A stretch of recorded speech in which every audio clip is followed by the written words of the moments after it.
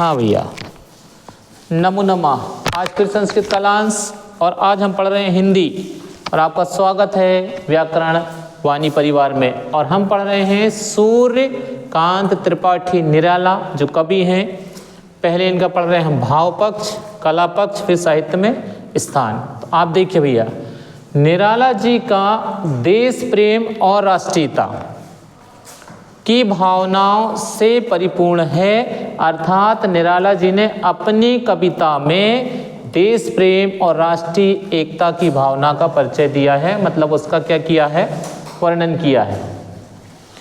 इनके काव्य में, मतलब निराला जी के काव्य में प्रेम सौंदर्य के मोहक चित्र मिलते हैं।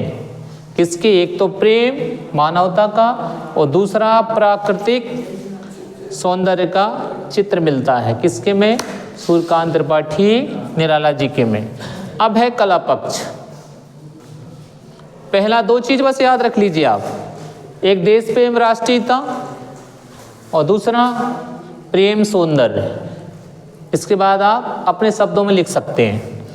कला पक्ष, इनकी भाषा सरल है। जितने भी कवि हैं सबके में लिखिए आप कि इनकी भाषा क्या है, सरल है। संस्कृत निष्ठ शब्द हैं, मतलब सबने संस्कृत भाषा के शब्दों का प्रयोग किया है, क्योंकि संस्कृत भाषा से ही हिंदी बनी है। मतलब ये आप किसी में भी लिख सकते हैं। भाषा भावों के अनुकूल बदल जाती है। आप किसी भी कवि को देख लीजिए, भाषा सरल लिखता है, संस्कृत के शब्दों का प्रयोग करता है और वह अपनी भाषा अपने कार्य के अनुकूल रखता है, इसलिए उसकी कविता पढ़ी जाती है। तो ये आप किसी में भी लिख सकते हैं। अब ये तीसरा साहित्य में स्थान, हमने लिखा कवियों में निराला जी का उत्कृष्ट स्थान है।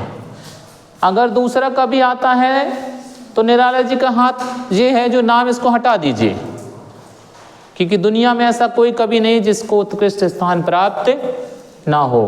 फिर इसमें देखिए, निराला जी ने हिंदी कविता को नई दिशा प्रदान की है। तो भैया हर कवि रहता है जो अपने नए शब्द लाता है और नई कविता लाता है और नई शिक्षा देता है। तो आप इसको अच्छे से देख लीजिए, बार बार पढ़ लीजिए और यह आप सभी कवियों में प्रयोग कर सकते हैं। धन्यवाद।